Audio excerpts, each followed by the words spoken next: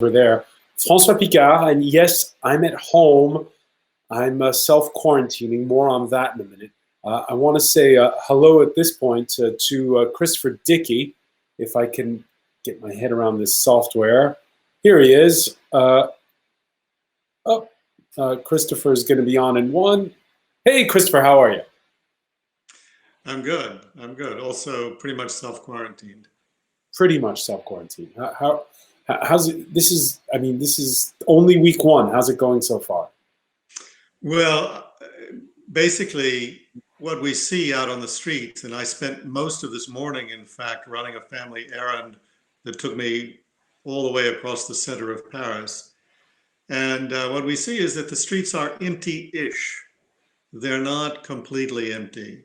There are a few cars here and there. There are a lot of runners. Runners can't go into the parks. The parks have been closed, so the runners are out on the streets. What do you think of that? What do you think of that decision to allow people to go jogging?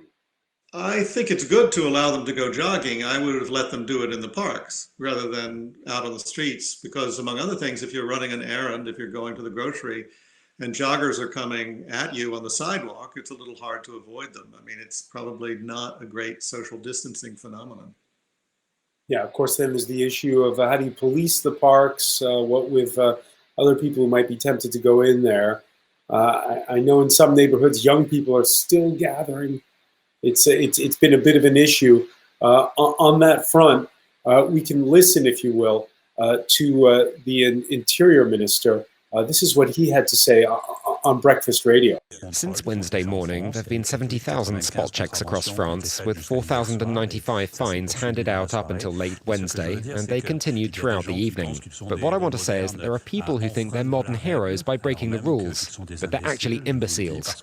I say it because they're taking risks, not just for themselves, but for their families and friends, and for the healthcare professionals who would be involved. Every time they've behaved like idiots, they'll be there to care for them and save them. So when some people consider themselves to be these little heroes who could break the rules, no, I say you're an imbecile in your behavior. Are those the words of an Interior Minister, Christopher Dickey? Well, I have to tell you, François, I really couldn't hear it very well. But if he's complaining about young people not following the rules... Basically calling people imbeciles, those who go out. I'm sorry? Basically calling people, quote, imbeciles, those who go out. Yeah, well, you know, that's been the tone of the Macron administration for at least the last week. They started out saying we should reduce the size of meetings to 1,000 or 100 or 50 or whatever, and they saw that people were just ignoring these rules completely. And their reason for the complete lockdown, relatively early in the cycle of the entire country, was that they figured that the French just were not going to pay attention unless there were some draconian measures taken. Now, it's also true that young people, not only in France, but around the world, are tending to believe that they are invulnerable. Now, this is something that young people tend to think anyway, but they've been told time and again that really this disease, it's like a bad case of the flu for young people, but it kills old people. We're beginning to understand that it also kills young people. But if you really want to see an example of outrageous behavior, and a lot of the American news media are talking about this, especially with television images, look at what's going on for spring break down in Florida, Clearwater, Florida, for instance, where the beaches are packed with millennials and with people in their teens. And they're just saying, hey, look, it's party on, you know, maybe it'll be tough tomorrow, but we're going to do this no matter what. And the reaction of a lot of Americans, frankly, is imbeciles. I think they would agree with Castaner. All right, those are the words of the Interior Minister. There is this sense in France that the worst is still ahead of us. Chris, want to show this report that was broadcast by partner station France 2 and aired on France 24. It begins in a hospital in Colmar. Colmar is in the east of France, near the borders with Germany and Switzerland. And that's one of those clusters, of those hotspots where the coronavirus first broke out in this country. And got to say, the work that's been done by healthcare professionals is nothing short of heroic. Let's take a listen. This coronavirus patient arrived in the emergency room at Colmar's hospital on Thursday without this to breathe. Doctors want to transfer him to intensive care, but all of its beds are occupied, mainly by coronavirus patients. Facing a crisis, staff have to turn to other hospitals in the region for help. Ce qui nous manque le plus aujourd'hui, c'est des places en réanimation. Mais ça se décrète pas en claquant des doigts. Ce qui est sûr, c'est que les vraies bonnes décisions, elles auraient dû être prises il y a plusieurs mois. Maintenant, c'est trop tard, on est dans la nasse. Maintenant, on gère la crise. Point. When a bed is available in another hospital, the patient is transferred there by helicopter or ambulance. A nearly 70-kilometer journey from Colmar to Strasbourg is soon to be underway. Pour être intubé, pour qu'il soit sédaté, on met des drogues qui peuvent entraîner des chutes de tension. Donc il faut toujours jouer entre la sédation du patient, ses tensions. Beds aren't the only thing lacking. Medical supplies are as well. On a récupéré du manugel, notamment auprès des bureaux de vote. On a un karting qui nous a proposé des tenues comme ça, manches longues, qui couvrent, qui sont faites en tissu aussi, et qui, à mon avis, feront très très bien l'affaire. Personnel from other units in Colmar's hospital are now working in the emergency room, leading many to exhaustion. But some locals are stepping up to lift their spirits. This man's restaurant has had to close to the public because of the government's lockdown, but he's decided to put his stock to good use, feeding the hospital workers.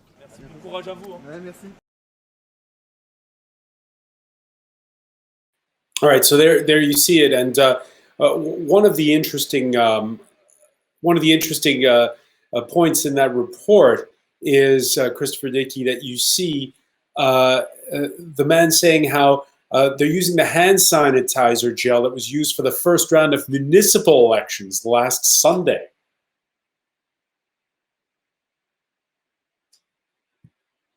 Thing that they need, whether it's masks or hand sanitizer gel, basic alcohol for sterilization, all these things are in suddenly tremendously short supply. They can be found eventually, but it's not like there are supply lines that regularly get the stuff to the people who need it most. And also you have had a lot of private citizens buying up these things.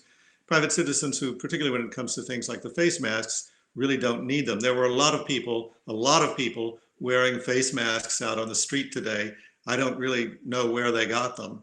I even saw one homeless person with a face mask on. So it's kind of interesting. But, you know, the whole situation of the health workers is just disastrous. And I think we need to look at the situation in Italy, where a significant number of health workers are infected, and some of them have been dying, including very senior physicians, because they just keep working. It's not only that they try and work 24 hours a day, but they also, many of them infected and suffering the effects of the disease. And they don't stop working until they drop. Now, theoretically, and really, they could spread the disease, but the reasoning in Italy is that they keep working because they're not going to be infected again. They've already got it. It's a tremendously grim narrative. Yeah, except that what we've seen with this disease. I'm not a doctor, so this is just what I'm been told. Is you have two stages, right? You've got the first stage where you're infected. And then there's a second stage, the second week, where if your immune system is weakened, you're in big trouble then. So possibly, if these doctors don't get rest once they're infected, that's when they might be vulnerable. I think all of that, it all comes together. There's no rest. Their resistance is lowered by the amount of hours they're putting in, the lack of sleep. They've got the disease, and the disease is much more virulent than a lot of people seem to understand. There seems to be this idea that, you know, you're going to use a couple of Kleenexes if you're young or if you've got good resistance, and you're just going to fall over dead if you're an old person. Well, it isn't actually working that way. The doctor that was profiled in the piece we have up on the Beast right now is 57 years old and in very good health. All right. We can show, if you will, the graph of, I don't know if you can see it on your screen there, Christopher. I have to put on my glasses for this one. Oh, here we go. Yes. The graph shows how the disease is doing in certain countries, and you see Italy, the curve is still going up, whereas for mainland China, it's receded. South Korea, it's receded. We'll more on that in a minute. And Spain, where it's going up. From your reporting, is there light, any light at the end of the tunnel in Italy right now? We don't know.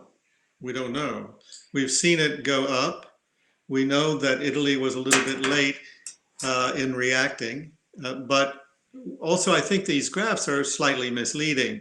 I think if you look at the China graph all the way on the upper left-hand side, where the Italian or American or any of the other graphs would be, except for Korea, would be just like the first 25% of that graph, where you see it going up, up, up, up, up, straight up almost.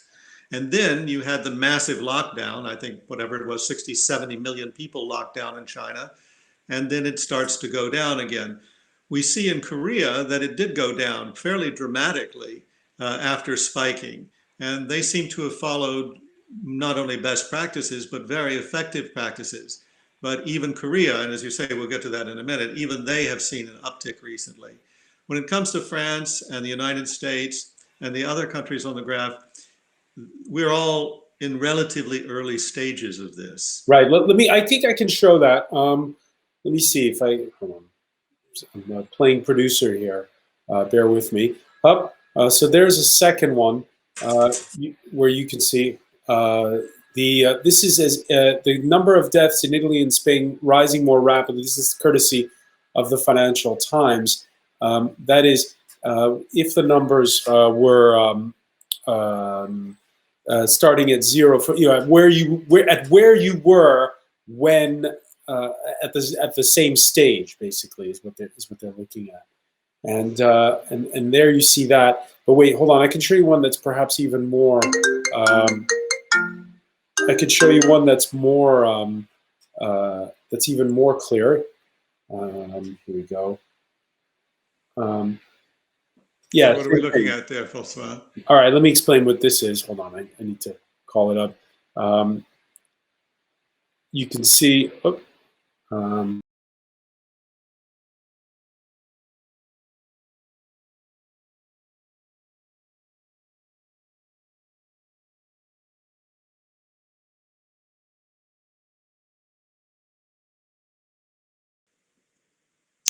And the US is going up, and poor Italy. I mean, Italy now has surpassed China. China's, I don't think, is on this chart, but there are more people now dead in Italy than died in China, which seems just extraordinary, especially given how much smaller Italy's population is than China. Yeah, well, so let's talk then about South Korea. And of course, the big story there, well, it's testing, right? It's incredible how this graph, courtesy of the Wall Street Journal, and you see the percentage of the population tested is huge in South Korea. It is. I think there are a couple of things about that testing. First of all, they did go in for massive testing very quickly. Secondly, the testing had a couple of groups that they focused on. So it wasn't just random testing. It wasn't just anybody who wanted to test, anybody walking in off the street being tested. I think at this point, something like 290,000 people in South Korea have been tested. Of those, more than 200,000 were people who belonged to a particular religious cult, which had been at the center of the original outbreak. There have been other clusters discovered, and then you have very extensive testing around those clusters. One of them was a Zumba class, an exercise class where 118 people were infected. Right. So it's not all religious groups, but what they do is they try and identify the clusters and then test everybody around the cluster. Now, here in France and in the United States and elsewhere, I think people have been frustrated because, let's face it, everybody would like a test. Just about anybody and everybody would like to know if they have the disease and if they've been infected. Exactly. No country has the resources to do that. I was running a slight fever on Sunday and Monday. I can't set foot in the office for 2 weeks. Well, and I'm really glad that we're just having an electronic conversation here, François. No other symptoms. but yeah, I'm not. I asked my doctor. He says, "Hey, I don't have any kits. They're not. You're not a priority." He said, which I get. No, but on the other hand, there's this. It's a sort of a catch-22 because you want to get tested so that you catch the disease as early as possible, not least so you can self-quarantine as effectively as possible. For instance, if I were to test positive for the disease, I would live in this household with my wife and her mother very differently than I'm living in it now. But I can't get a test because I don't have a fever. And unless you had it, I don't know anybody who I've been in touch with directly who is infected. And so that immediately disqualifies me. And then there's the possibility, of course, that I don't have it. And if I don't have it, then I go back to work and do get it. Well, I'll have self-quarantine for nothing, right? Well, I think these are the kinds of dilemmas that everybody is facing right now. I think everybody's thinking about it. And while I said the streets are not completely empty, they're empty enough. There are just enough people here on the streets of central Paris to remind you that it's really a ghost town at this point. Yeah, and that's so important to remind people of, Christopher, which is that the reason for all this isn't to prevent COVID-19. It's here. It's simply because, as we saw with that report at the outset, it's if we could somehow slow this thing down, then the ERs won't be overrun and we'll be in a much better place, which brings us to other countries. The UK is not yet in lockdown. The United States is beginning to be in lockdown. We can listen to the governor of California, Gavin Newsom. He spoke late on Thursday. This is a moment we need to make tough decisions. This is a moment where we need some straight talk, and we need to tell people the truth. We need to bend the curve in the state of California. And in order to do that, we need to recognize the reality. And we are confident that the people of the state of California will abide by it. They'll do the right thing.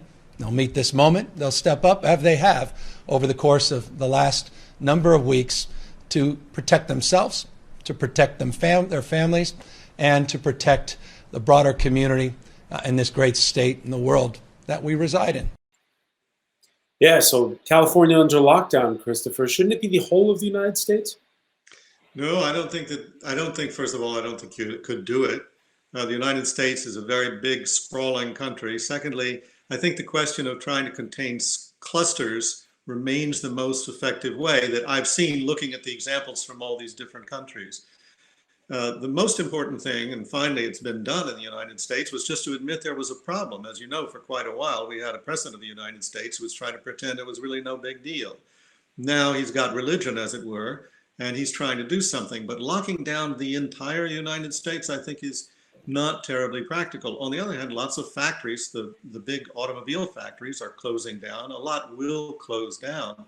Question is, when do you move from closing down shops to really making people stay in their houses for anything but the basic necessities? But Christopher, I don't see that coming right away. You heard at the outset that doctor in that hospital in Colmar saying, if we'd done this a lot earlier, we wouldn't be in the situation where we are now. Well, probably that's true. But on the other hand, my friends in Italy are telling me, thank God for your sake here in France, that you did it when you did it. Because in Italy, they waited. Nobody wanted to take that step.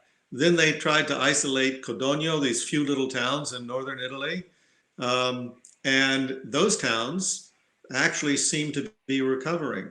But by then, everything had spread far and wide. And they also didn't have sufficient testing in the early days. So instead of being able to identify a cluster and then go 2 or 3 circles out from that cluster until they were running out of people who tested positive, everybody just scattered to the 4 winds. I'm sure, I think we showed on the show a couple of weeks ago, people in Milan just before it shut down, all running to the train station to head south. Well, now the coronavirus is through all of Italy. Which brings us to what the world will be like when it's all done. You on the show, nearly 2 months ago now, talked about this as a black swan moment, an unexpected event that changes the course of humanity. This is the biggest black swan that you and I have ever lived through. and let's hope it remains the biggest black swan. This is so far beyond anything that anybody reasonably predicted in terms of its impact on our lives, and especially on the impact on the economy. We can all hope that the economy will spring back. And at some point, yes, the international economy will spring back. But will it be 6 months from now? Will it be a year, 2 years? It's very hard to say. In the meantime, there's going to be tremendous suffering. If I think about the United States, especially where there's not a very good social safety net, where there isn't very good healthcare for millions and millions of people, we're talking about a whole class of people who are going to be really severely, severely impacted by this. And while it's good that the government is going to try and spend $1 trillion to send checks out to people, $1,000 here, $1,500 there, that really isn't going to last very long as people are out of work with poor unemployment insurance, no medical care. It's going to be very tough. And it brings us to that other essential question, which is, will it bring out the worst or the best in human nature? We put out a call on the hashtag F24debate. I'm going to read to you some of the comments we got from our colleague and friend Catherine Field, saying, how about a round of applause for the local newspaper here in Paris, Le Parisien. Each morning, a physical copy arrives in my mailbox. The morning ritual of coffee in Le Parisien is as necessary as it is reassuring. One from Matt Holridge. Shout out to all the healthcare workers like my wife, who's working extra hours at our hospital in Burgundy. They could all use a morale boost. And from Stephen Heap, he's saying, here in the UK, kind-hearted people have been printing cards like the one, here, I'll show it to you now, this one. Like this one, kind-hearted people have been printing out cards like this one and offering their help to those most vulnerable at risk, self-isolating from COVID-19. And he says, glad you're well, keep the conversation going. The best or the worst in human nature have you witnessed so far? Look, François, to quote a cliche, it'll be the best of times and the worst of times. We're going to see great examples of heroism. We've already seen it. I mean, it's heartrending, the heroism of the healthcare workers and other people trying to help people who are less fortunate, people who are sick. But we're also going to see thieves. We're going to see swindlers. We're going to see corrupt politicians. We're going to see a lot of things that are genuinely shameful, and in fact, we're already seeing them. What, like calling it the Chinese virus or things like this, or blaming? Oh, well, I think the scandal in the moment in the United States is about people who were in Congress who were privy to intelligence briefings saying it's going to be bad, it's going to be real bad, and dumped a lot of their stock portfolios right after they heard that, before it was public and before the administration would embrace it. And as it happened, they were all Republicans. So it's more than just that senator from North Carolina. Yeah, no, it's at least two now. Oh dear. Okay. What the question is, how do you tune out from it as well? It's all we've been talking about the last 20 minutes plus.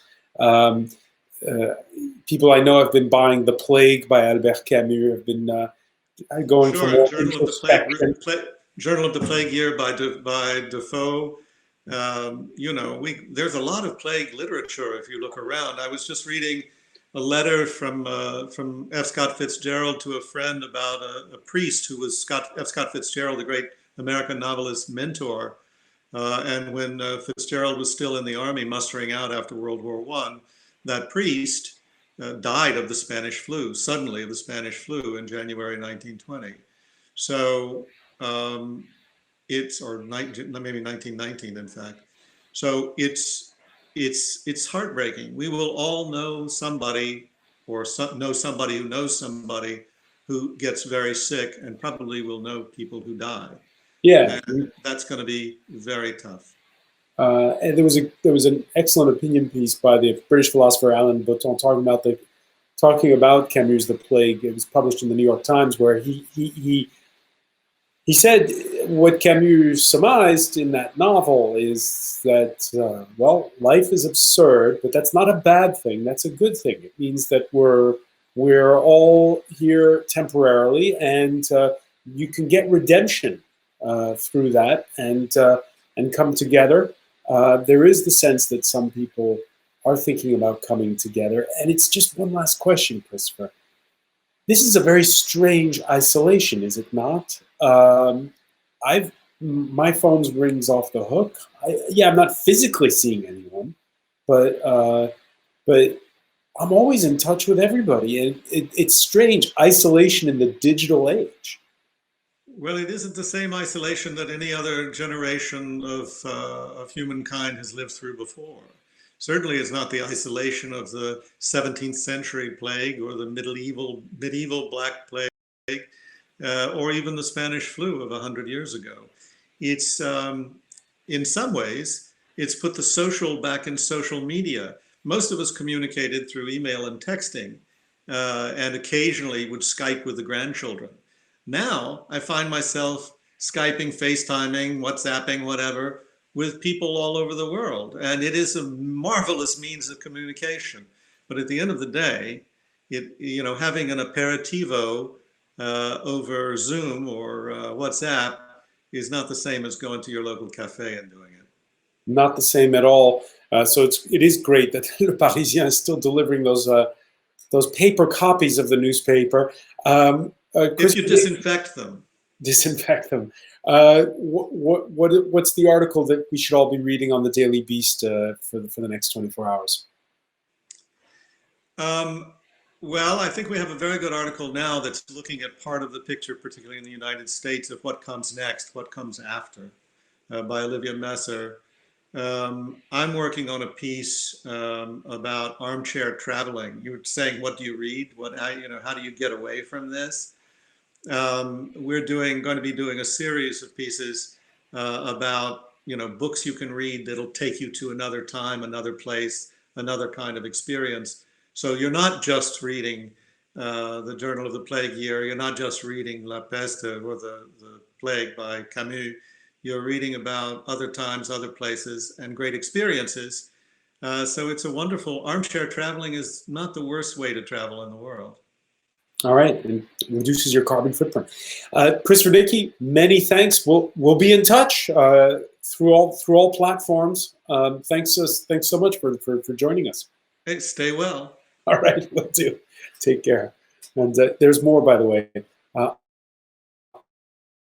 On and on hashtag, again, if you have your experiences you want to share, that hashtag is F24.